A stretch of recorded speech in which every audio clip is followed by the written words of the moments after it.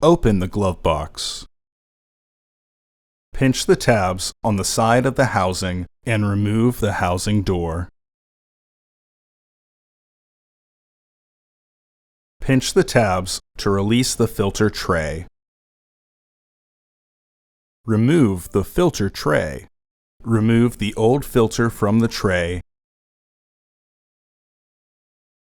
and insert your new filter with its airflow indicating arrow pointing down.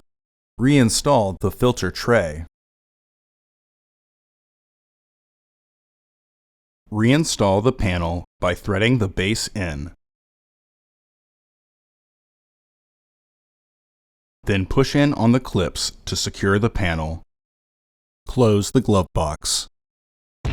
Order your parts today at filterheads.com. Also, please like our video and subscribe to our channel so you won't miss any new content.